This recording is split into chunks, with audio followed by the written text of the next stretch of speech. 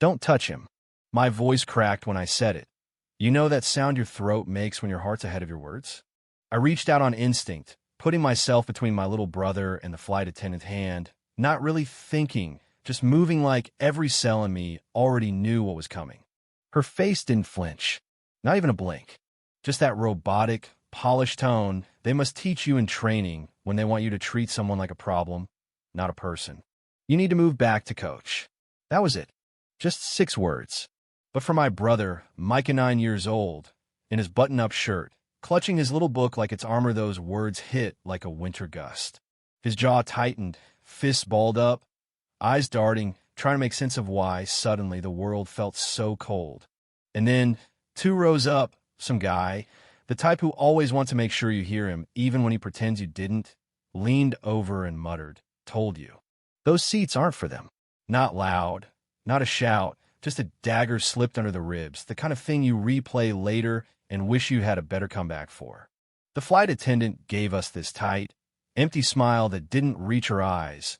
Then she leaned in and dropped the line that would freeze the whole plane. "You don't belong here, sweetie." Right there, in that stillness, I swear the whole jet shifted. Not the engines or the wings, but something deeper, like the floorboards of the world tilted, and everyone felt it. For a second, nobody spoke. Even the kid behind us, who'd been kicking the seat nonstop, went quiet. I'll never forget it. But here's where the story goes sideways 5 minutes later. That plane never left the gate. And not just ours. 124 other flights, frozen solid, right there on the tarmac. Yeah, that happened. You want to know how? You got to back up about 20 minutes. Mike has never flown first class before. He's got his nose pressed to the window, squinting for our suitcase with the green tag. There it is, Nia.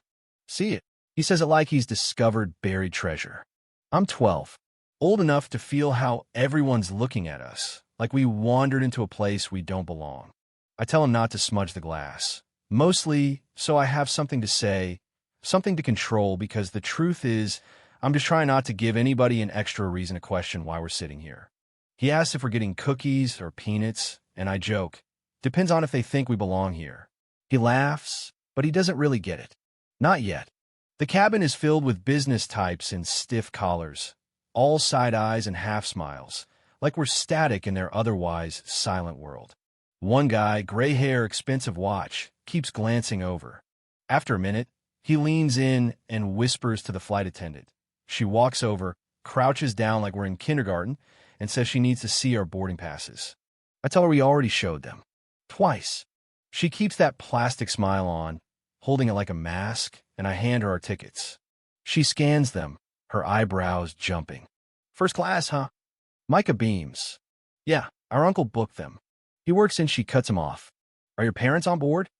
I say no, it's just us. She stands, says she'll be right back. Micah looks up at me, eyes big. Do we do something wrong? I tell him no, but inside I know they're about to act like we did. 3 minutes later, another attendant shows up. Older guy, softer voice, but the same message. He says there's a system error and asks us to move, promises it's temporary. We'll sort it out later. But I can see the script behind his eyes, the way he lowers his voice, the way he glances at the other passengers to see if they're watching. Let's not make this difficult, he says, and Micah's lip starts trembling. You don't believe us, he whispers. The attendant sighs, reaches for Micah's bag, and that's when I snap, my voice barely holding together. We'll go. Not because I agree, but because I can't stand seeing my little brother break in front of strangers. We gather our stuff, walk down the aisle. You ever had every set of eyes on you? Heavy as bricks, some pitying, some gloating, some just glad it's not them. One person laughs a quick, ugly sound and then, floating back at us again, you don't belong here, sweetie. I swear those words should come with frostbite warnings. Back in row 32, by the bathroom, with a flickering screen and the smell of jet fuel hanging thick, we sit.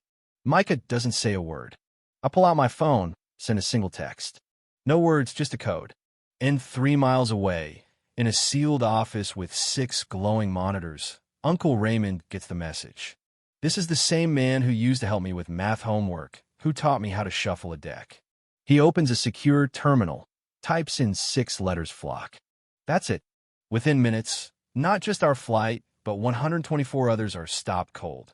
JFK, LaGuardia, Baltimore, Philly runways choked with planes going nowhere. $920 million frozen midair. No protest, no riot, just the sky itself, refusing to move. Because what nobody on that plane knows, not the guy in the suit, not the flight crew, not even the woman in two, who thinks her ticket comes with the throniest, that Uncle Ray didn't just work for the FAA. He built the system, the one that tracks every airline, every complaint, every unfair move. And only 3 people in the country have a key to hit the brakes on the entire sky. He's one of them. Back on our plane, the captain's voice crackles overhead, talking about regional disruptions, which, trust me, is code for something big just went down and we can't say what. Then 2 federal ethics officers step on board. No drama, no shouting. Just presence. They walk straight to the front, thank the crew for their service, and then just like that remove the whole team. Every last one. Nobody says a word. Not the crew, not the passengers, not even the woman who'd been glaring at us since boarding. You could hear a pin drop. The new crew steps in.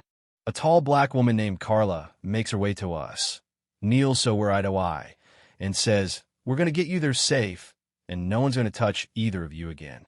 She pauses, gives us a real smile, the kind you feel in your chest.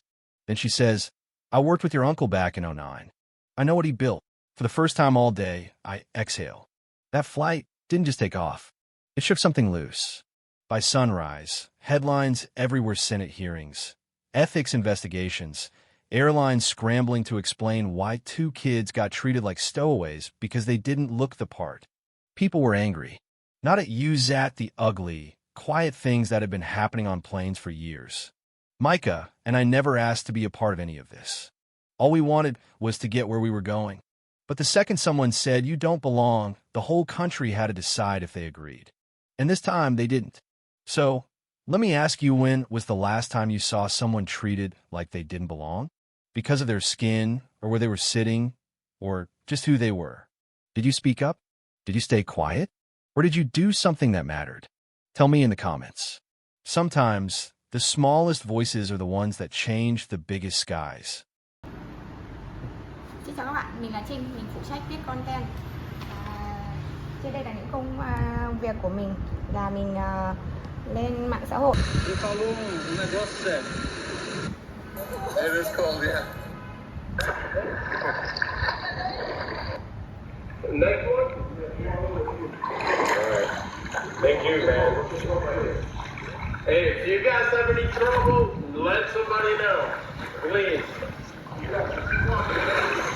After the tree to hold on to. Yeah. Yeah, they're the fence.